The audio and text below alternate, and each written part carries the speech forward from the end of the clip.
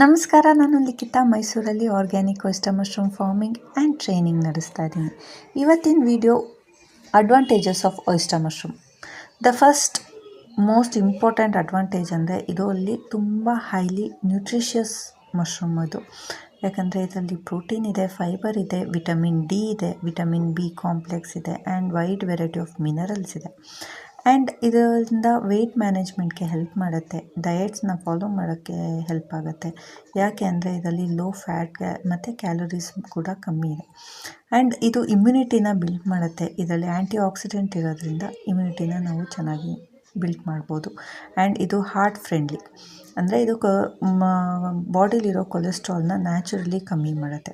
ಮತ್ತು ಇದು diabetic friendly ಕೂಡ, ಯಾಕೆಂದರೆ ಇದರಲ್ಲಿ ಲೋ ಗ್ಲೈಸೆಮಿಕ್ ಇಂಡೆಕ್ಸ್ ಇರೋದ್ರಿಂದ ನಮ್ಮ ಬ್ಲಡ್ ಶುಗರ್ ಲೆವೆಲ್ನ ಕಂಟ್ರೋಲಲ್ಲಿ ಇರುತ್ತೆ.